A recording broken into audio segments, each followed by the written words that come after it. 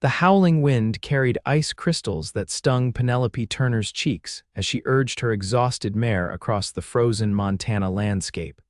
The distant plumes of smoke from her father's ranch still visible behind her, despite riding for nearly an hour. The year was 1887, and winter had descended upon the territory with a vengeance that seemed determined to punish anyone foolish enough to venture out. But Penelope had no choice. The doctor in Helena was her father's only hope. The sky darkened ominously as she followed the trail along the Whispering River. Normally a gentle companion to travelers, the river had transformed into a roaring, ice-flecked monster, swollen with early winter runoff from the mountains. Penelope pulled her woolen scarf tighter around her face, her gloved hands stiff with cold as she gripped the reins. 23 years in Montana had taught her to respect the winter, but desperation had driven her to risk the journey.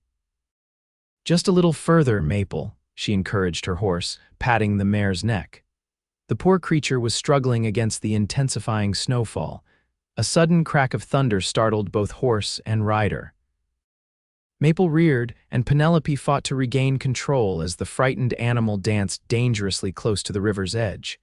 The ground, slick with ice and fresh snow, gave no purchase.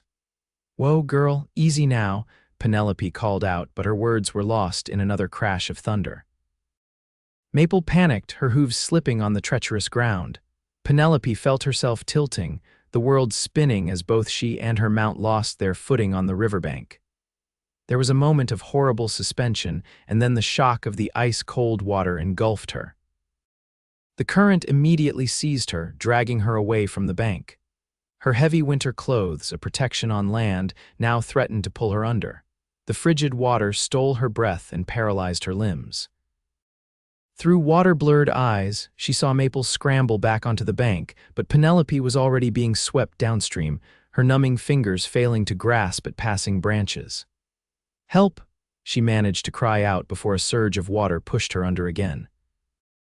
The cold was unbearable, stealing thought and reason. She fought to the surface once more, gasping when she heard the distant sound of hoofbeats. Ryker Jackson had been tracking a wolf pack that had been troubling local ranchers when the storm hit. An experienced cowboy at 32, he knew better than to be caught out in such weather. But the promise he'd made to the McDougal family to deal with the wolves that had taken 3 of their calves kept him riding despite the deteriorating conditions.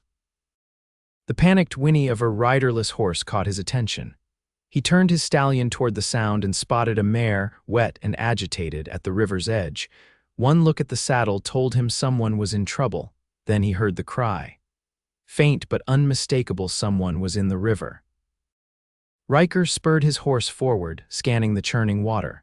At first he saw nothing but angry white caps and swirling debris. Then, a flash of color, a blue coat, and a pale hand breaking the surface about 30 yards downstream. Without hesitation, Ryker dismounted, stripped off his heavy coat, and ran along the bank, keeping his eyes fixed on the struggling figure. He saw it was a woman, fighting the current but clearly losing strength with each passing second. When he judged he was ahead of her, Ryker took a deep breath and plunged into the river. The cold hit him like an axe blow, nearly stealing his consciousness. Drawing on years of hard living, he forced his body to move, to swim against the current toward the woman. "I'm coming," he shouted, though he doubted she could hear him over the roar of the water. Penelope was barely conscious when she felt strong arms wrap around her. She couldn't see clearly, her vision darkening at the edges, but she felt herself being pulled against a solid chest. "I've got you," a deep voice said near her ear. "Don't you let go." She tried to respond, but her lips would barely move. The man, she could tell it was a man, now tightened his grip around her waist and fought against the current, angling them toward the shore. Ryker gritted his teeth against the numbing cold. The woman in his arms was dead weight now, and the current seemed determined to claim them both. His muscles screamed in protest as he battled the river inch by agonizing inch. "Stay with me," he ordered when he felt her grip weakening. "Don't you dare give up." Something in his voice reached Penelope through the fog of cold and exhaustion. She forced her arms to tighten around his neck, clinging to this stranger who had appeared like an angel in her darkest moment. After what seemed like an eternity, Ryker felt his boots scrape against the riverbed. With a final surge of strength, he half-dragged, half-carried Penelope to the shore, collapsing with her onto the snow-covered bank. For a moment they both lay there, gasping. Ryker recovered first, the urgency of their situation driving him to action. The woman's lips were blue, her skin deathly pale. If he didn't get her warm soon, the river would claim her after all. "My name's Ryker Jackson," he said as he gathered her into his arms. "I'm going to take care of you." "Penelope," she managed, her voice a bare whisper. "Turner." "Well, Miss Turner, we need to get you warm," he whistled sharply, and his stallion approached, followed by Penelope's mare. "Can you hold on to me if I put you on my horse?" She nodded weakly. With effort, Ryker lifted her onto his stallion, then mounted behind her, holding her securely against his chest. He captured the reins of her mare and set off at a steady pace, knowing that his cabin was closer than any town. Just don't let go," Penelope murmured, her head lolling against his shoulder. "Not a chance," Ryker promised, tightening his arms around her. "I'm not letting go."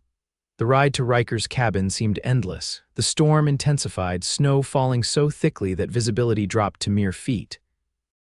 Ryker navigated by instinct and memory, keeping Penelope tucked against him, sharing what little body heat he had left. By the time the dim outline of his cabin appeared through the swirling snow, Penelope had stopped shivering, a dangerous sign.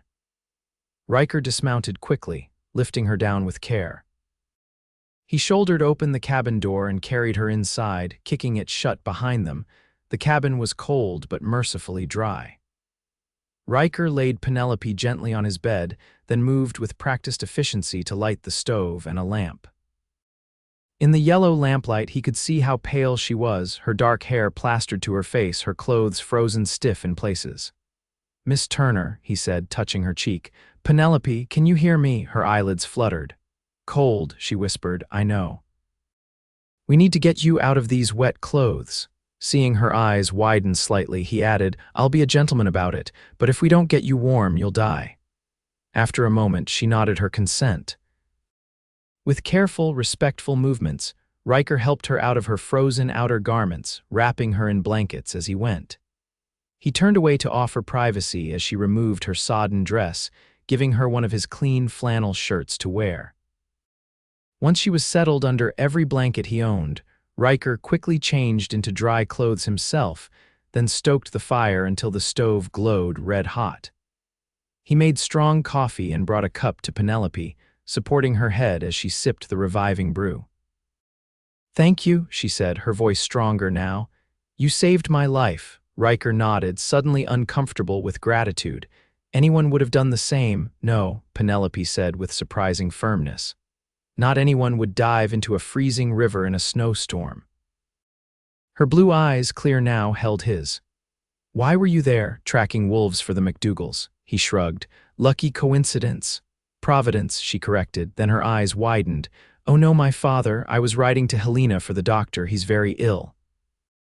Ryker glanced toward the window, where snow now completely obscured the glass. "Nobody's going anywhere tonight, Miss Turner. The storm's getting worse." Tears filled her eyes. "He needs medicine. His fever," her voice broke. Ryker sat on the edge of the bed. "What's wrong with him?" "Pneumonia, I think. He's been coughing for weeks, but yesterday he collapsed. Our ranch hand rode to the nearest neighbor for help, but I thought I could reach Helena faster." She shook her head. "Stupid. Brave," Ryker countered. "Foolhardy maybe, but brave." He considered for a moment. "I have some medicines here. Not much, but there's willow bark tea for fever and some herbs an old Blackfoot woman taught me about for chest ailments." Hope flickered in Penelope's eyes. "Really?" Ryker nodded. "First light, if the storms let up, I'll ride to your ranch. Where is it?" "About 10 miles south near Eagle Creek, the Turner place."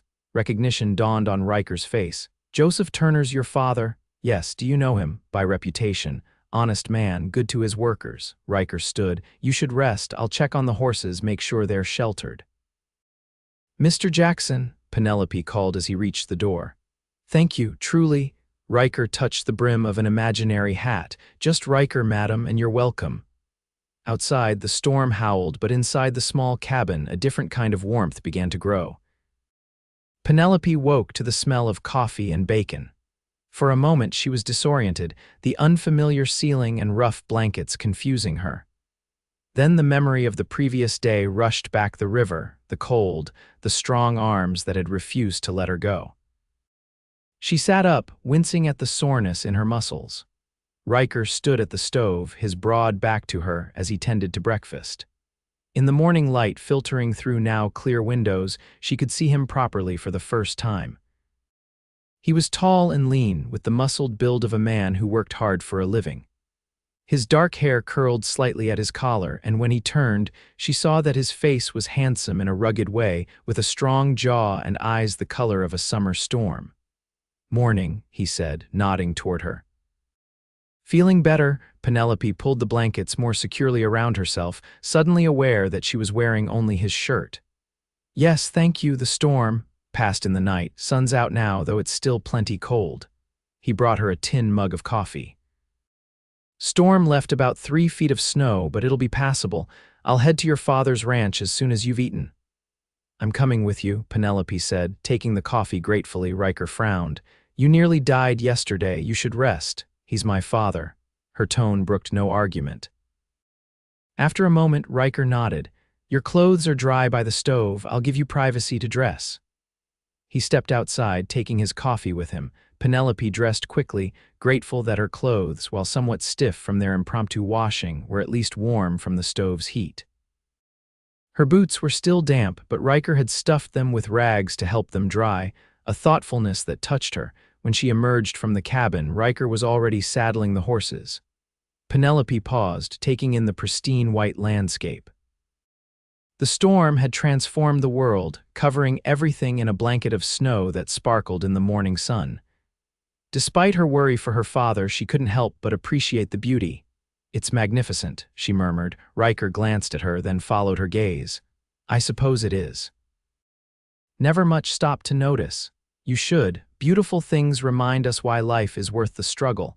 Something flickered in Ryker's expression, but he turned away before she could identify it. "We should get moving. Your father's waiting." The ride to the Turner ranch was challenging but manageable. Ryker led the way, finding the most navigable paths through the deep snow. They rode mostly in silence, each lost in their own thoughts, though occasionally Ryker would point out a landmark or ask about her father's symptoms. As they crested a hill, Penelope's breath caught at the sight of her home. The main house and barn stood solid against the white landscape, smoke curling from the chimney, a good sign that someone was still able to tend the fire. "That's it," she said unnecessarily, urging Maple forward with renewed urgency. They rode into the yard and the front door burst open. A man rushed out, rifle in hand, until he recognized Penelope. "Miss Penny, thank the Lord." He lowered the rifle, relief washing over his weathered face. "We thought you were lost in the storm." "I nearly was, Mr. Hodges," she replied, dismounting with Ryker's assistance. "This is Mr. Jackson. He saved my life." She looked anxiously toward the house. "My father, Mr. Hodges," the ranch foreman looked grave. "Holding on, but the fever's bad. Doc Sanders arrived last evening, just before the worst of the storm hit." Penelope sagged with relief. The doctor had made it after all. She hurried toward the house, Ryker following at a more measured pace, a small pouch of his herbal remedies in hand. Inside, the house was warm but carried the unmistakable heaviness of a sickroom. Dr. Sanders, a thin man with spectacles, met them in the hallway. "Penelope, where have you been, child? Your father's been asking for you." "The river," she said by way of explanation. "How is he?" "Fighting hard. The fever broke once but returned. I've given him what medicines I have." The doctor glanced at Ryker. "Who's this?" "Ryker Jackson. He rescued me when I fell in the river. He has some herbal remedies that might help." The doctor looked skeptical but too tired to argue. "At this point, I'm willing to try anything. Joseph's lungs are badly congested." Ryker stepped forward, offering the pouch. "My mother was a healer before she passed. These herbs help break up chest congestion. They're prepared as a steam inhalation." "Doctor." Sanders examined the contents, then nodded slowly. "I've heard of these being effective. I'll try them." Penelope led Ryker to her father's room. Joseph Turner lay in his bed, his normally robust frame diminished by illness.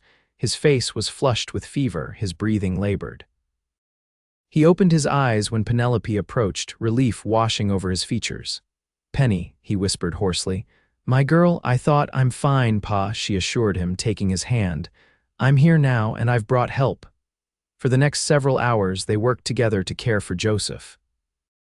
Ryker prepared the herbal steam treatment, showing Dr. Sanders how to position Joseph to maximize its effectiveness. Penelope applied cool cloths to her father's forehead and helped him sip water and broth. By evening, there was a noticeable improvement. Joseph's breathing was easier and his fever had decreased. Dr. Sanders looked impressed despite himself. "Whatever is in that concoction, it seems to be working," he admitted to Ryker as they stood in the kitchen. "Where did you learn about these remedies?" "My mother, like I said. And an old Blackfoot woman who lived near our homestead when I was a boy." Ryker accepted the cup of coffee Penelope offered him. "Nothing magical about it, just knowledge passed down." "Well, I'm grateful," Penelope said, her hand briefly touching Ryker's arm. "We both are." Ryker nodded, uncomfortable with gratitude as always. "Just returning the favor. The Turners have a good reputation around these parts. Your father helped some friends of mine when they needed credit at the Mercantile last winter." Penelope smiled. "That sounds like Pa. He believes in helping neighbors." "A rare quality these days," Ryker observed. As night fell, Dr. Sanders announced he would stay until morning to monitor Joseph's progress. Penelope insisted that Ryker stay as well, rather than attempting the ride back to his cabin in darkness. "We have plenty of room," she said, "and it's the least we can offer after all you've done." Ryker hesitated, then agreed. "Much obliged, I'll check on the horses first." While Ryker was in the barn, Dr. Sanders took Penelope aside. "That young man knows his remedies," he said. "But there's something haunted about him. Do you know anything about him?" Penelope shook her head.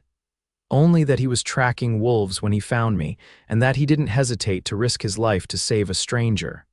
The doctor nodded thoughtfully. "That tells you something about a man's character, more than words ever could." When Ryker returned, Penelope showed him to the guest room, providing fresh towels and a lantern. At the door, she paused. "I haven't properly thanked you," she said softly. "Not just for rescuing me, but for helping my father." Ryker shifted uncomfortably. "No thanks needed. Nevertheless, you have mine." She met his eyes directly. "You said something to me in the river. Do you remember?" Ryker's brow furrowed. "Can't say that I do." "Was fighting pretty hard to keep us both above water. You said, 'Don't you dare give up,' and then you promised not to let go." Penelope's voice softened. "No one's ever fought for me like that before." Something vulnerable flickered in Ryker's eyes before he glanced away. "Just did what needed doing." Penelope smiled slightly. "Well, good night, Mr. Jackson." "Ryker," he corrected automatically. "Ryker," she echoed. "Good night." As she walked away, Ryker found himself watching her longer than was proper. There was something about Penelope Turner that unsettled him, a strength beneath her gentle exterior that called to something long buried in his own soul. He closed the door and sat heavily on the bed, suddenly exhausted. It had been a long time since he'd been under a family's roof, longer still since he'd felt the peculiar warmth that seemed to permeate the Turner home despite the crisis they faced. It was dangerous, that warmth. It made a man want things he couldn't have.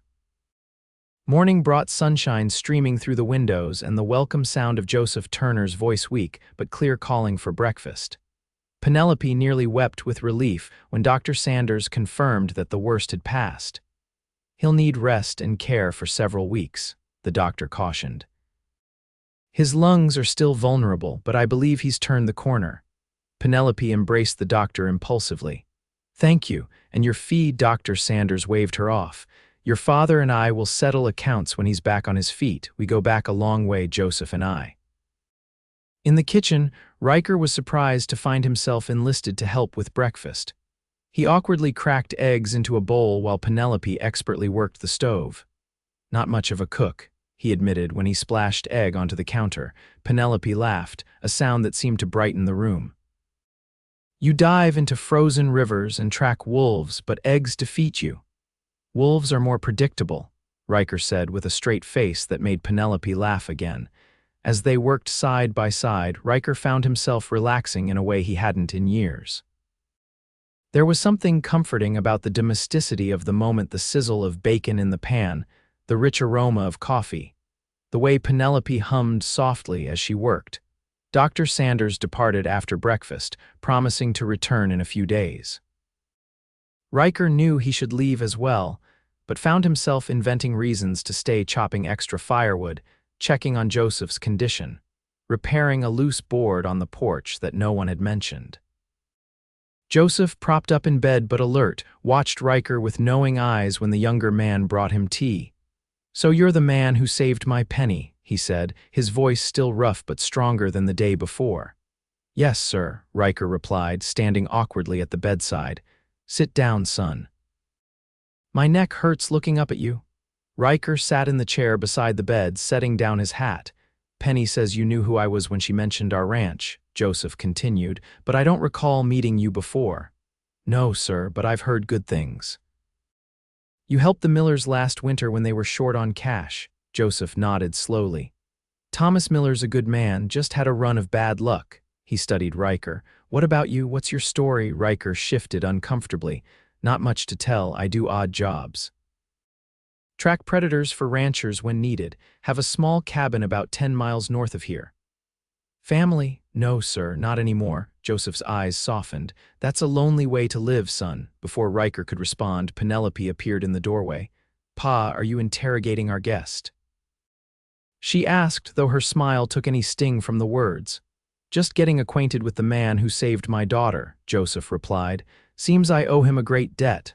"No debt," Ryker said firmly, standing. "I should be going. Those wolves won't track themselves, and the McDougalls are waiting on me." "At least stay for dinner," Penelope said. "I'm making stew." Something in her expression made it impossible for Ryker to refuse. "That would be nice, thank you." As the afternoon wore on, Ryker found himself drawn into the rhythm of the Turner household. He helped Mr. Hodges and the other ranch hands with the livestock, surprised to discover the operation was larger than he'd initially thought. The Turners ran several hundred head of cattle and had a reputation for quality stock. "Miss Penny manages most of it these days," Mr. Hodges told him as they mended a fence damaged by the storm. "Has a real head for the business." Old Joe was skeptical at first, wanted her to marry some banker's son and move to Helena, but she proved herself after the mother passed. "When was that?" Ryker asked, hammering a nail with perhaps more force than necessary. "About 5 years back, influenza. Nearly took Joe too, but Penny nursed him through it." Hodges shook his head. "That girl's got steel in her spine for all her pretty ways." Ryker had already sensed as much. There was a quiet determination about Penelope that he admired, the same quality that had made her cling to life in that frozen river. When they returned to the house for dinner, Ryker was struck by how natural it felt to wash up at the pump in the yard, to hang his coat on the peg by the door, to take a seat at the Turner table. Penelope brought a tray to Joseph's room first, then served Ryker and the foreman before sitting down herself. The stew was rich and flavorful, the bread still warm from the oven. Conversation flowed easily, with Hodges sharing news of neighboring ranches and Penelope asking thoughtful questions about the wolf pack Ryker had been tracking. "They're not really the problem," Ryker found himself explaining. "They mostly take sick or weak calves nature's way. But the ranchers don't see it that way."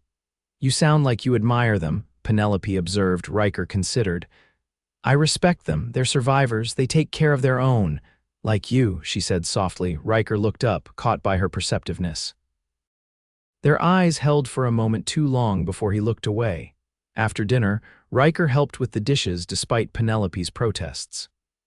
As they worked side by side, their hands occasionally brushed, sending an unexpected warmth through Ryker's chest. "You don't have to leave tomorrow," Penelope said suddenly. "The wolves have waited this long. They can wait another day." Ryker glanced at her, surprised by the invitation. "Your father would welcome your company, as would I." She met his gaze steadily. "Unless you're eager to return to your solitude." For the first time in years, Ryker realized he wasn't. I should check in with the McDougals, let them know about the delay, but after that, I could stay another day to make sure your father continues to improve." Penelope's smile was like sunrise. "I'd like that." That night, Ryker lay awake in the guest room, listening to the settling sounds of the house. It had been so long since he'd allowed himself to be part of a home, to feel the simple comfort of belonging somewhere. The ache of it was almost physical, but it couldn't last. Men like him didn't get happy endings. He'd learned that lesson too well. Still, as he finally drifted toward sleep, Ryker found himself hoping that morning would be slow to come. The next week passed in an unexpected rhythm of shared meals, joint work around the ranch, and evenings spent in the comfortable parlor where Penelope read aloud while her father dozed in his armchair, and Ryker pretended not to be captivated by the sound of her voice. Ryker had ridden to the McDougall ranch the day after agreeing to extend his stay, explaining the situation. Old man McDougall, seeing something in Ryker's expression that the cowboy himself wasn't aware of showing, had waved off his concerns about the wolf pack. "Those wolves ain't going nowhere," McDougall had said with a knowing smile. "Sounds like you're needed more at the Turner place." Ryker had started to protest, then stopped himself. The truth was, he did feel needed at the Turner ranch. Joseph's recovery continued steadily but slowly. His cough lingered, and his strength returned in frustratingly small increments. Ryker found himself stepping in to handle tasks that would normally fall to the ranch owner, consulting with the foreman about cattle movements, reviewing accounts with Penelope, even representing the Turner interests at a meeting of local ranchers concerned about winter grazing rights. "You have a good head for business," Penelope commented one evening as they sat at the kitchen table, papers spread between them. "You understand the ranching economy better than most bankers I've dealt with." Ryker shrugged uncomfortably. "Just common sense. It's more than that." Penelope set down her pencil. "Ryker, may I ask you something personal?" He tensed but nodded.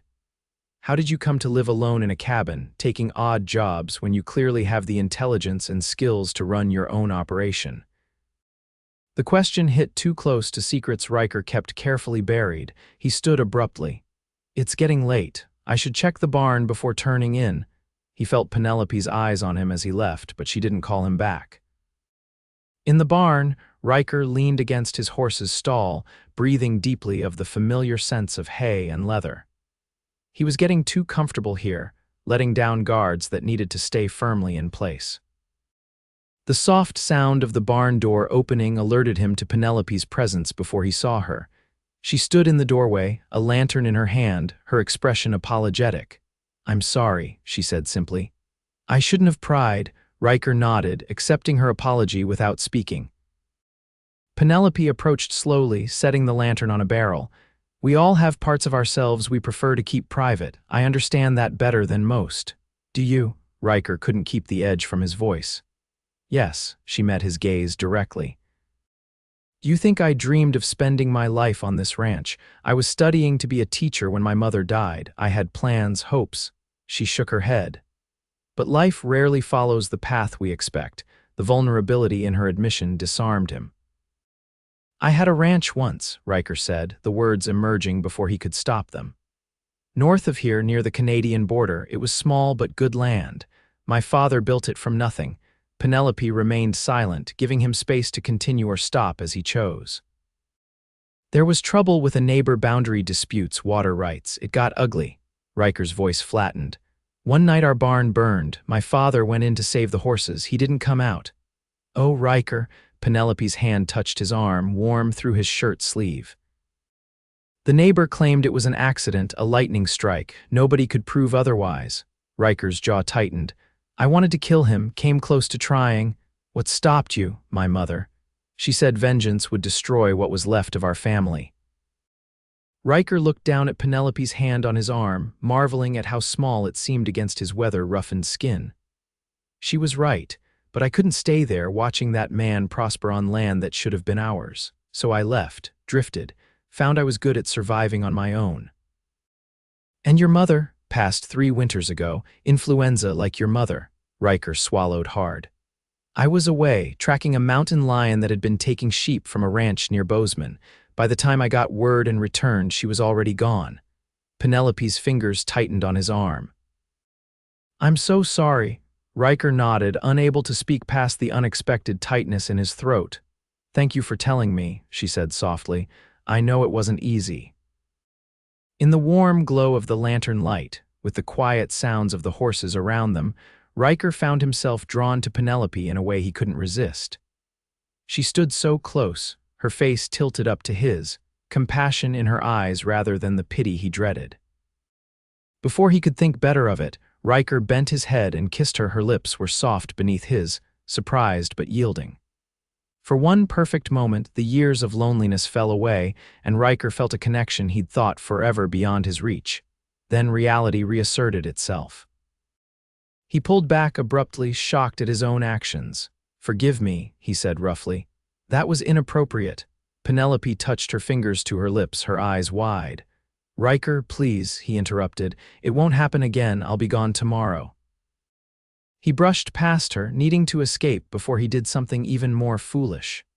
Ryker, wait, Penelope called, but he kept walking out of the barn and into the cold night air. He would leave at first light before the household stirred. It was better this way. He'd stayed too long already, allowing himself to imagine a life that couldn't be his. The Turner family deserved better than a drifter with blood on his hands and ghosts in his heart. Ryker packed his few belongings by lantern light, moving quietly to avoid waking anyone. The house was still, the only sounds the normal creaks and settling of an old building. Outside, the pre-dawn air was bitter cold, stars still bright in the sky. He led his horse from the barn, careful to close the door silently behind him. The snow crunched under his boots as he walked to the mounting block. Were you really going to leave without saying goodbye? Ryker turned to find Penelope standing on the porch, wrapped in a heavy shawl, her breath visible in the cold air. It's easier this way, he said. Penelope came down the steps, moving to stand before him. Easier for whom? Not for my father, who has come to rely on your help and judgment. Not for me, who would wonder forever what I did to drive you away. You didn't do anything, Ryker said. This is on me, because you kissed me. Penelope's directness surprised him. Or because I kissed you back, Ryker looked away. You deserve better, Penelope, a man with prospects, a future, not someone who spent the last decade running from his past. Shouldn't I be the judge of what I deserve? There was steel in her voice now. I'm not some fragile flower who needs protection from her own choices. It's not that simple. It never is. Penelope moved closer, her eyes searching his face. But leaving solves nothing. It only adds another regret to carry. Ryker hesitated, the weight of her words settling on him. He was so tired of carrying regrets, of being alone with his ghosts. Stay, Penelope said softly. Not forever, if that's too much to ask, but at least until we've had a chance to understand what's happening between us. And what is that? Ryker asked, his voice low. I don't know exactly. But it feels important, too important to walk away from without even trying. In the growing light, Ryker could see the determination in her expression, the same courage that had kept her fighting in that frozen river. Something inside him shifted, a door long closed, creaking open just a fraction. A few more days, he conceded, until your father's stronger. Relief washed over Penelope's face. Thank you. As they walked back to the house together, Ryker realized that for the first time in years, he was choosing to stay rather than to leave. The knowledge was as terrifying as it was exhilarating. Joseph Turner observed the change between his daughter and Ryker with a father's knowing eyes. He said nothing direct, but found ways to send them on errands together, to encourage conversations that extended late into the evening. Winter settled more deeply across the territory. Snow fell regularly, building drifts that required daily clearing from the paths between buildings. The cattle huddled in sheltered areas, their backs white with snow, until the ranch hands broke up the ice on the water troughs and scattered hay for feeding. Ryker found himself slipping into the rhythm of ranch life, as if he'd always been part of it. He rode the boundaries with the hands, helped deliver a calf during a particularly bitter night, and spent hours with Joseph discussing breeding strategies for improving the herd. Most evenings, after Joseph retired to his room, Ryker and Penelope would sit by the fire, sometimes talking, sometimes simply enjoying each other's company in comfortable silence. They were careful to maintain propriety, always in the common areas of the house, always with doors open. But the tension between them grew, a sweet ache that made every accidental touch electric. One evening, as snow fell gently outside, Penelope closed the book she'd been reading and looked at Ryker directly. "Tell me about your dreams," she said. "Not the past, but the future." "If you could have anything, what would it be?" Ryker was caught off guard by the question. "I don't know that I have dreams anymore. Everyone has dreams, even if they're buried deep," he considered, watching the firelight play across her features. "Land, I suppose, a place of my own again. Something to build, to leave behind. That's a good dream. What about you?" he asked, genuinely curious. Penelope's smile held a touch of sadness. "I used to dream of teaching, of having a classroom full of children eager to learn. Now," she shrugged, "the ranch is my life. I've made peace with that." "You don't sound entirely convinced." "It's not that I don't love this place, I do, but sometimes I wonder what might have been." "You could still teach," Ryker pointed out. "The town's growing, they'll need more teachers. Perhaps, but the ranch needs me more." She looked at him thoughtfully. "Have you considered staying permanently, taking on a partnership role?" Ryker stared at her. "Are you offering me a job?" "I'm offering you a place where you could put down roots, if you wanted to." The implication hung between them, unspoken but clear. "Penelope," Ryker began, unsure how to respond. She stood, moving to kneel beside his chair.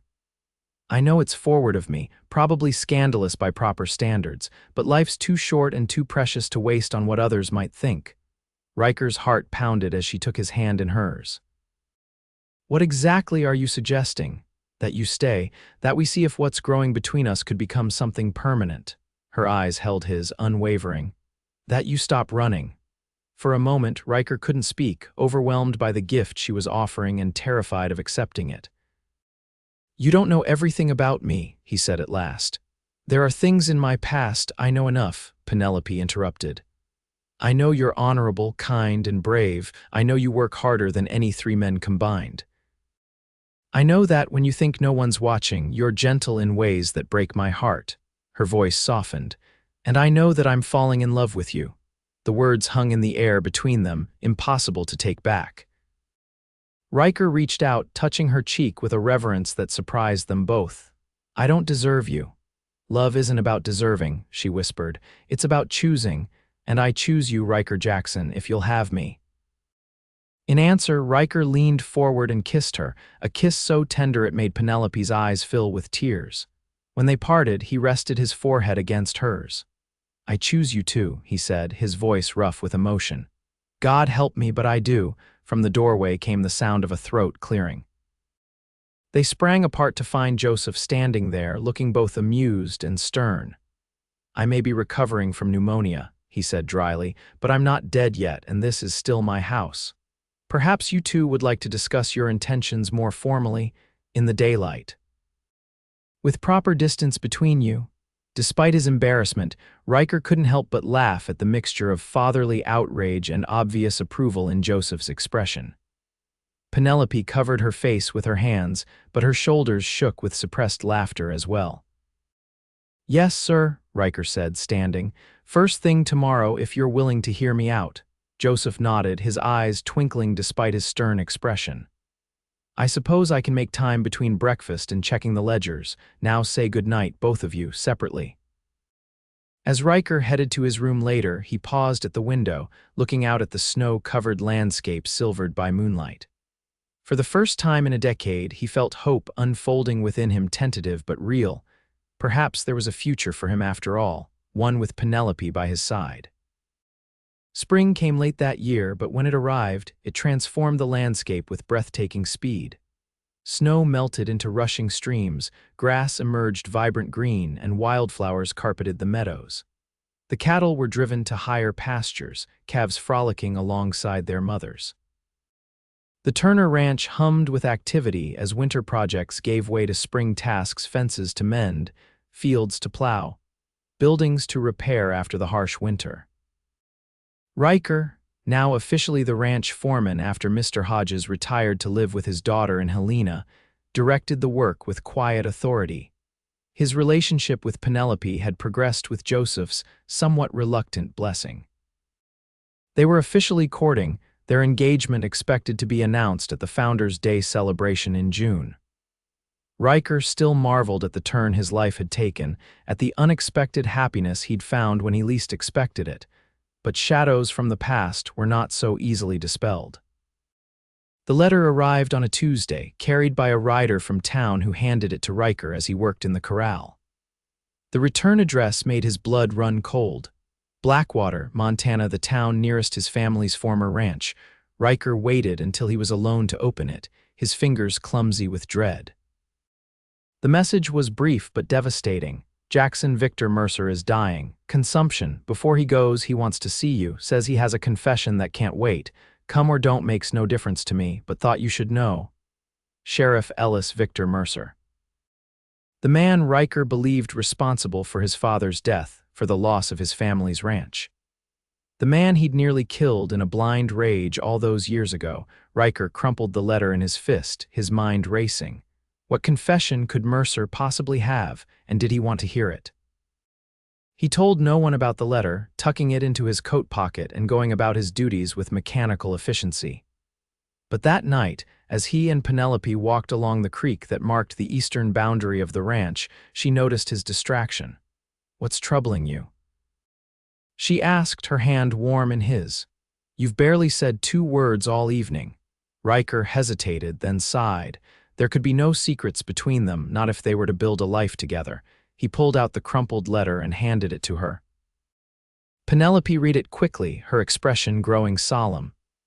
"Victor Mercer, he's the neighbor you told me about, the one you believe burned your barn," Ryker nodded. "Among other things, there was bad blood between our families for years. My father tried to maintain peace, but Mercer was always pushing, always taking more than was his due. And now he wants to see you." Penelope studied Ryker's face. "Will you go?" "I don't know." Ryker picked up a stone and tossed it into the creek, watching the ripples spread. "Part of me wants to let him die with whatever guilt he carries. Another part needs to know the truth," Penelope finished for him. "Yes." Ryker looked at her, grateful for her understanding. "It's a 4-day ride each way. With the spring work, I shouldn't leave." "The work will wait," Penelope said firmly. "This is more important." "Is it? The past is done. What good comes from reopening old wounds?" Penelope touched his face gently. "Healing, perhaps. You've carried this burden for 10 years, Ryker. Maybe it's time to set it down." He caught her hand, pressing a kiss to her palm. "How did I get so lucky finding you? As I recall, I was the one who fell into a river," she teased, lightening the moment. "If anyone should be counting their blessings, it's me." That night, as Ryker lay awake contemplating his decision, he realized that Penelope was right. He needed to face Mercer one last time, not for vengeance, but for closure. To finally lay the ghosts of his past to rest before embracing his future with Penelope. In the morning, he found Joseph in the study, reviewing breeding records. The older man looked up as Ryker entered, raising an eyebrow at his serious expression. "Sir, I need to request leave," Ryker said without preamble. "There's a matter from my past that requires my attention." "I'd be gone at least 10 days. Joseph set down his pencil. "This have anything to do with why you've been walking around like a thundercloud since yesterday?" Ryker explained the situation briefly. Joseph listened without interruption, his weathered face thoughtful. "Seems to me you need to go," he said when Ryker finished. "Can't build a proper future when the past is still nipping at your heels." "The spring work will get done," Joseph interrupted. "We managed before you came, you know." His expression softened, "though not as well, I'll grant you that." "Thank you, sir." Ryker turned to leave, then paused. "There's one more thing. When I return, I'd like your permission to formally ask for Penelope's hand." Joseph's eyes crinkled at the corners. "About time you got around to that. I was beginning to think I'd have to suggest it myself." "Is that a yes?" "It's a hurry back so we can make it official." Ryker grinned, feeling lighter than he had since receiving the letter. "Yes, sir." 2 days later, Ryker rode north, his saddlebags packed for the journey. Penelope had risen before dawn to see him off, pressing a small package into his hands. "For the journey," she explained, "something to remember me by." Later, when he made camp that first night, Ryker unwrapped the package to find a small leather-bound journal and a daguerreotype of Penelope, her serious expression belied by the warmth in her eyes. Inside the journal's cover, she had written, "Whatever you find at the end of this journey, remember that love awaits your return." P. Ryker traced the words with his finger, a lump forming in his throat. He'd never been a man given to sentiment, but Penelope had changed that, as she'd changed so much else about him. The journey north was arduous but uneventful. Spring storms brought rain rather than snow, turning trails to mud and swelling streams to dangerous levels. Ryker pushed on, driven by the need to reach Blackwater and face whatever awaited him there. As he crossed the ridge that overlooked the valley where he'd grown up, Ryker reined in his horse, overwhelmed by memories. From this vantage point, he could see what had once been the Jackson Ranch, the house and outbuildings now painted a different color, the fields planted in unfamiliar patterns. And beyond it, the larger spread that had belonged to the Mercers. It took all his courage to urge his mount forward, down into a past he'd fled a decade ago. Blackwater had grown since Ryker had last seen it. New buildings lined the main street, and a railroad spur now connected the town to the main line. He rode directly to the sheriff's office, knowing that news of his arrival would spread quickly. Sheriff Ellis was older than Ryker remembered, his dark beard now shot through with gray. Recognition dawned in his eyes as Ryker entered. "Didn't know if you'd come," he said by way of greeting. "Wasn't sure myself," Ryker replied. The sheriff nodded as if this made perfect sense. "Mercer's at his house. Doctor says he hasn't got long days, maybe a week." He eyed Ryker speculatively. "You planning any trouble?" "No, just want to hear what he has to say, see that it stays that way." The sheriff stood. "I'll take you out there. Best if folks see you're with me." The Mercer Ranch house was much as Ryker remembered, an imposing two-story structure with a wide porch, designed to intimidate rather than welcome. A housekeeper answered the sheriff's knock, her eyes widening when she saw Ryker. "We're here to see Mr. Mercer," Sheriff Ellis said. "He's expecting us." The housekeeper hesitated, then nodded, leading them upstairs to a large bedroom where the curtains were drawn against the afternoon sun. The air smelled of sickness and medicine. Victor Mercer lay propped up in bed, his once powerful frame wasted by disease. His eyes, however, were as sharp as Ryker remembered, fixing on him the moment he entered. "Well, well," Mercer wheezed. "You came after all." "Didn't think you had the stomach for it." Ryker remained silent, taking in the diminished state of the man who had once loomed so large in his nightmares. "Leave us, Sheriff," Mercer ordered. "What I have to say is for Jackson's ears alone." Sheriff Ellis glanced at Ryker, who nodded slightly.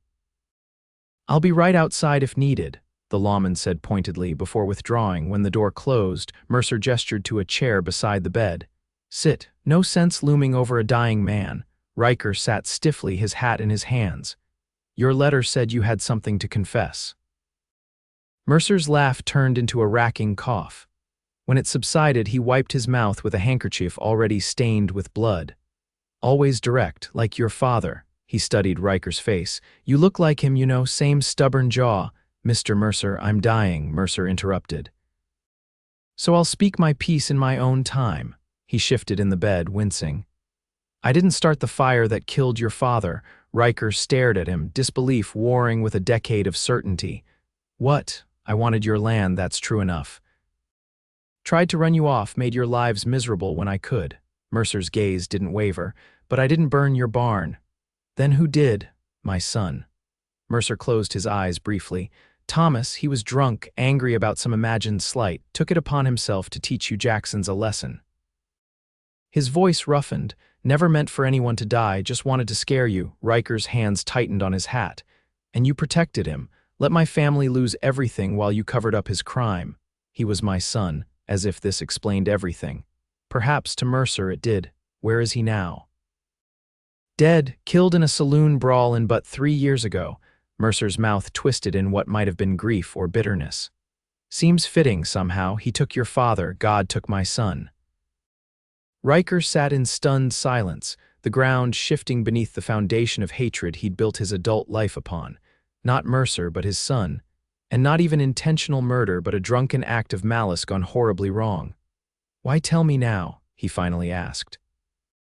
Dying makes a man think about what waits on the other side. Mercer's eyes, yellowed with disease, held Ryker's. I've done many things I'm not proud of, can't undo most of them, but this I can set right. Set right, Ryker's voice rose. My father is still dead. My mother died believing a lie, our land is still lost. How is any of this set right by your confession? Mercer reached with a trembling hand for a folder on the bedside table. Take this, it's the deed to your family's land. I'm signing it back to you. Ryker stared at the document, unable to comprehend what he was hearing. What? I bought it at auction after your mother couldn't keep up the payments, been leasing it out ever since. Mercer pushed the folder toward him. It's yours again if you want it. Ryker took the folder automatically, his mind reeling. Why would you do this? Call it a deathbed attempt to balance the scales. Won't make much difference in the grand scheme, but it's what I can do. Mercer's breathing grew labored. There's money too in the Helena Bank, enough to rebuild. Details are in there. Ryker looked from the folder to the dying man, a storm of emotions churning within him: anger, confusion, a strange sense of emptiness where hatred had lived for so long. I don't know what to say, he admitted. Don't need to say anything. Mercer closed his eyes, exhaustion evident in every line of his wasted face. Just go build something better than I did. That'll be enough. Ryker stood, the folder clutched in his hand. A decade of anger couldn't be dispelled in a single conversation, but as he looked at the man who had been his enemy for so long, he felt the first stirrings of something he hadn't expected: not forgiveness, exactly, but a willingness to let go. Goodbye, Mr. Mercer, he said quietly. Mercer opened his eyes one last time. Goodbye, Jackson. Tell your children to be better than we were. Outside, the sheriff waited on the porch, smoking a cigarette. He raised an eyebrow at Ryker's expression. Everything all right? Ryker nodded slowly. Yes, I think it is. That night, in his room at the town's small hotel, Ryker opened the folder and read through the documents by lamplight. Everything was, as Mercer had said, the deed to the Jackson ranch, signed over to him, and banking papers showing a substantial sum deposited in his name at the Helena Bank. It was more than restitution. It was a chance to reclaim a piece of his past and reshape it into something new. As he sat there, surrounded by the ghosts of his childhood, Ryker realized that the future stretching before him was not the one he had imagined when he'd set out from the Turner ranch. He had come seeking closure on the past. He had found instead an unexpected fork in the road ahead. One path led back to the Turner ranch, to Penelope and the life they had begun to build together. The other led here, to his family's land, to the dream of rebuilding what had been lost. For the first time since receiving Mercer's letter, Ryker pulled out the journal Penelope had given him. He opened it to the first blank page and began to write, pouring out his confusion, his hopes, his fears. Writing to Penelope as if she sat across from him, helping him find his way through the tangle of emotions. Dawn found him still at the small desk, the lamp guttering, pages filled with his uncharacteristically flowing script. As he watched the sun rise over the mountains that had cradled his childhood, Ryker knew what he had to do. He packed quickly and settled his bill, eager to be on the road. As he rode past the cemetery on the edge of town, he paused, then dismounted. His parents' graves were simple but well-maintained, someone in the town apparently still remembering the Jacksons with enough fondness to ensure the markers didn't disappear beneath encroaching weeds. Ryker knelt between the graves, removing his hat. I'm going home, he said softly. Not here though, I'll be back someday, but I've found a new home with people who care for me. He touched his mother's headstone. You'd like her, Ma. She's strong like you, kind, but doesn't take any nonsense. The morning breeze rustled the new leaves on the oak tree that shaded the cemetery, a sound like gentle approval. I love her, Ryker continued, the words easier to say aloud here than they had been to Penelope's face. And I think I hope she loves me too. He swallowed hard. I wanted you to know that I'm all right, better than all right. And I forgive you, Pa, for leaving us. It wasn't your choice, I understand that now." He stood, replacing his hat. "Goodbye," he said simply, then mounted his horse and rode south toward the future that awaited him. The journey back to the Turner ranch seemed faster, perhaps because Ryker was no longer weighted by the burden of hatred he'd carried for so long. He pushed his horse harder than was wise, eager to reach Penelope, to share his news and his decision. It was late afternoon when he rode into the ranch yard, dust-covered and weary but filled with a sense of purpose that had been missing when he'd left. Penelope burst from the house at the sound of hoofbeats, her face lighting with joy when she saw him. "Ryker," she called, running to meet him as he dismounted. "You're back early. We didn't expect you for at least 3 more days." He caught her hands in his, drinking in the sight of her. "I couldn't stay away." Her expression grew serious. "You saw him, Mercer?" Ryker nodded. "It's a long story. One I want to share with you properly." He glanced toward the house where Joseph had appeared on the porch. "With both of you." Over supper, Ryker recounted his meeting with Victor Mercer, the shocking revelation about the fire and the unexpected inheritance. Joseph and Penelope listened without interruption, though Penelope's hand found Ryker's beneath the table, squeezing it in silent support when his voice grew rough with emotion. When he finished, Joseph sat back in his chair, his expression thoughtful. "Quite a turn of events." "Yes, sir," Ryker agreed. "So what do you plan to do with this land?" Joseph asked. "Go back and rebuild." Ryker looked at Penelope, his heart in his eyes. "That depends." "On what?" she asked, though something in her expression suggested she already knew. "On whether you'd consider building a life with me there instead of here." Penelope's eyes widened. "You want me to go with you, to your family's ranch?" "I want you to be my wife," Ryker said simply. "Whether that's here or there or somewhere else entirely doesn't matter to me. But my family's land is part of who I am. I'd like to show it to you, at least, before we decide." Joseph cleared his throat.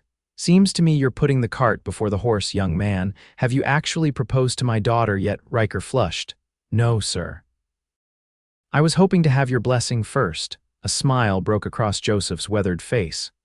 "Well, you have it, though I'll miss you both terribly if you do decide to head north." "Both," Penelope echoed. "You'd be all right with me leaving?" Joseph reached across the table to take his daughter's hand. "Penny, you've given this ranch 10 years of your life. You put aside your own dreams to take care of an old man and his cattle. If it's time for you to follow your heart elsewhere, I won't stand in your way." Tears welled in Penelope's eyes. "But the ranch will still be here," Joseph assured her. "Maybe I'll sell it, maybe I'll hire a new foreman, or maybe I'll finally marry Widow Jenkins like she's been hinting at for the past 3 years. His eyes twinkled at Penelope's surprise. "Don't look so shocked. Old men have hearts too, you know." Ryker looked from father to daughter, overwhelmed by the generosity of spirit in this family that had taken him in when he was little more than a drifter with a dark past. "I haven't even properly asked yet," he reminded them, a smile tugging at his lips. "Well, get on with it then," Joseph said, standing. "I'll just step outside for a breath of air. Evening like this, a man should appreciate the sunset." When they were alone, Ryker took both of Penelope's hands in his. "This isn't how I planned it," he admitted. "I was going to wait to court you properly for a respectable period."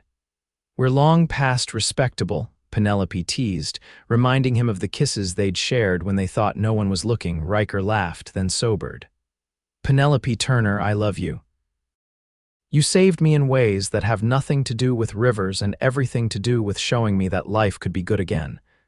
Would you do me the honor of becoming my wife?" Tears spilled down Penelope's cheeks as she nodded. "Yes, yes, Ryker Jackson, I will marry you." He pulled her into his arms, sealing their engagement with a kiss that held all the promise of their future together. 2 weeks later, Ryker and Penelope rode north, bound for the Jackson Ranch. Joseph had insisted they go see the property before making any final decisions about where to settle. "Take your time," he'd told them. "The ranch will be fine for a month or 2 without you." The journey was far different from Ryker's solitary ride just weeks before. Where he had been burdened with dread and old hatreds, now he found himself pointing out landmarks to Penelope. sharing stories of his childhood, rediscovering the beauty of the land through her appreciative eyes. When they crested the ridge overlooking the valley, Ryker reined in his horse just as he had before. But this time he looked at his family's land with new eyes, seeing not what had been lost, but what could be built. "It's beautiful," Penelope said softly beside him. "I can see why you loved it." They rode down into the valley, following the road to what had once been the Jackson Ranch. The current tenants, a middle-aged couple named Ellis, welcomed them with cautious hospitality that warmed when they understood that Ryker was not there to evict them immediately. "We've got a lease through harvest," Mr. Ellis explained nervously. "Mr. Mercer's lawyer said it would be honored." "It will be," Ryker assured him. "We're just here to look around to make some decisions. Nothing changes until the fall." Relief washed over the couple's faces. Mrs. Ellis insisted on preparing them a meal, during which they shared information about improvements they'd made to the property and changes in the surrounding area. "Town's growing fast since the railroad came through," Mr. Ellis told them. "They're talking about building a proper school next year. Been using the church until now, but there's too many children these days." Penelope's interest visibly sparked at this news. "A school? Do they have a teacher yet?" Mrs. Ellis shook her head. "They're hoping to hire someone from back east, I heard, someone with proper training." Ryker caught Penelope's eye across the table, reading the excitement there. He remembered her mention of teaching dreams, set aside when her mother died. After the meal, the Ellises showed them around the property. The original Jackson house had burned years ago, not in the same fire that killed Ryker's father, but in a later accident. A smaller but sturdy house stood in its place. The barn had been rebuilt as well, though in a different location. "Land's good," Mr. Ellis said as they walked the fields. "Grows fine wheat and barley. Could support more cattle than we keep, but we're crop farmers mostly." As the sun began to set, Ryker and Penelope took their leave, promising to return the next day to continue their explorations. They rode to the small hotel in Blackwater, where they had taken separate rooms to maintain propriety until their wedding. That evening, they sat on the hotel's porch, watching the town's evening activities, shopkeepers closing up, cowboys heading to the saloon, families strolling in the cool evening air. "What do you think?" Ryker asked, unable to read Penelope's thoughtful expression. She turned to him, her eyes reflecting the last light of day. "I think I could be happy here," she said simply. "There's good land, good people from what I've seen, and a need for a teacher." Her hand found his. "Most importantly, you're here, or you could be." "We could build something new," Ryker said, his voice low with emotion. "Not trying to recreate the past, but honoring it while looking forward." Penelope nodded. "I'd like that." She hesitated. "But what about my father? I worry about leaving him alone." "We could divide our time," Ryker suggested. "Spend part of the year there, part here, at least until he's settled, whether on his own or with his widow Jenkins." Penelope laughed, the sound light in the gathering dusk. "I still can't believe he's been courting her all this time without my noticing. He's a man of hidden depths, your father." They sat in comfortable silence for a while, planning their future in shared thoughts and occasional murmured suggestions. When the evening grew cool, Ryker walked Penelope to her room, lingering for a kiss that carried the promise of all that was to come. 3 more weeks until the wedding, Penelope sighed against his lips. "It seems like forever." "Worth waiting for," Ryker assured her, though he felt the same impatience. "Get some rest. Tomorrow we'll ride up to the north pasture. There's a spot there I want to show you might be perfect for a new house." Penelope's eyes lit with interest. "A house of our own design, absolutely. With a proper study for you to prepare your lessons and big windows to let in the light you love so much." She kissed him again, quickly. "I love you, Ryker Jackson, and I love you, Penelope Turner, soon to be Jackson." The 3 weeks until their wedding passed in a flurry of activity. They divided their time between exploring the Jackson Ranch and making arrangements for their future. Ryker met with Mercer's lawyer to finalize the transfer of the property and discuss the banking arrangements. Penelope spoke with the town council about their plans for the school, offering her services as a trained teacher. To their delight, The council was enthusiastic about having a qualified educator in their growing community. They offered Penelope the position beginning in the fall after the new school building was completed. "It's like a dream," Penelope told Ryker as they rode back to Blackwater after the meeting. "Teaching children during the day, coming home to our ranch in the evening. Building our own family alongside our home." Ryker reached across the space between their horses to take her hand. "You deserve every bit of happiness, Penelope. I'm just grateful I get to be part of it." They were married on a perfect June day in the Blackwater church, with Joseph giving away the bride and the entire town turning out to witness the union of the returned son of one of their founding families and his beautiful bride. Joseph had traveled north for the ceremony, bringing with him widow Jenkins, now officially Mrs. Turner, following a hasty wedding of their own just days before. "Seemed easier to travel as man and wife," Joseph explained with a wink when Penelope expressed her shock at the news. "And at our age, there's no sense waiting around." After the ceremony, the celebration spilled into the town square with music, dancing, and enough food to feed the county. Ryker, never comfortable as the center of attention, nevertheless found himself enjoying the community's genuine pleasure in their happiness. As the evening wound down, he and Penelope slipped away to the small house they'd rented in town while their new home was being built on the Jackson land. It was a modest beginning, but neither of them cared.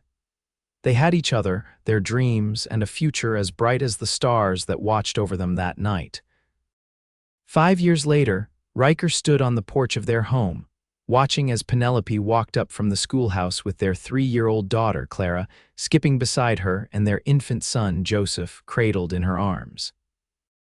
The house, built exactly where he'd wanted to show her that first day, stood proud on a gentle rise overlooking the valley, large windows catching the afternoon sun just as they'd planned. The ranch had prospered under their care, with a healthy mix of cattle and crops ensuring they weathered the economic ups and downs that affected their neighbors. Ryker had introduced new breeding stock from back east, improving their herd's quality and establishing a reputation for excellence that brought buyers from as far away as Chicago. Penelope divided her time between teaching at the Blackwater School and managing the household, finding in this balanced life the fulfillment she'd once thought beyond her reach. Her classroom was a wonder filled with books, maps, and the eager minds of children who had never before had a teacher with such formal training and natural gift for education. They spent 2 months each year at the Turner Ranch, maintaining their connection to Penelope's childhood home and ensuring that Joseph and his wife remained part of their children's lives. The arrangement had worked better than any of them had expected, enriching both families and strengthening the bonds between them. As Penelope reached the porch, Clara broke free and ran to Ryker, her dark curls flying behind her. "Papa, I learned about rivers today." "Teacher Mama showed us on the big map." Ryker swept his daughter into his arms. "Did she now? And what did you learn about rivers?" "They start in mountains and go all the way to the ocean, and some of them freeze in winter, just like in Mama's story." Penelope joined them on the porch, her face glowing with maternal pride. "She's been fascinated ever since I told her how we met." "The ice-cold river story," Clara announced, "where Papa jumped in and wouldn't let go of Mama." Ryker's eyes met Penelope's over their daughter's head, the memory of that day as vivid as if it had happened yesterday rather than half a decade ago. "Best decision I ever made," he said softly. Penelope's smile was radiant, "for both of us." As they walked into their home together, Ryker thought about the long, winding path that had brought him here, the losses and gains, the pain and joy, the frozen river that had nearly claimed Penelope's life, but instead had given them both a second chance at happiness. That night, after the children were asleep, Ryker and Penelope sat on their porch, watching the stars emerge in the vast Montana sky. A cool breeze carried the scent of pine and distant rain, reminding them that even in summer, nature commanded respect in this untamed land. "Do you ever wonder what would have happened if I hadn't fallen into that river?" Penelope asked, her head resting against Ryker's shoulder. Sometimes, he admitted. But then I remember something my mother used to say, that some things are meant to be, and the universe finds a way to make them happen, one way or another. So you think we would have found each other regardless? Ryker considered this, his arm tightening around his wife. I think I was lost until I found you. Whether it was in a river or a town or on the trail, somewhere my heart was searching for yours. Penelope turned her face up to his. Ryker Jackson, underneath that rugged exterior, beats the heart of a poet. He laughed softly. Don't tell anyone. I have a reputation to maintain. Your secret is safe with me. She kissed him, a kiss as sweet and promising as their first. Always. Inside the house, baby Joseph made a small sound in his sleep. Clara murmured something about rivers and cowboys in her dreams.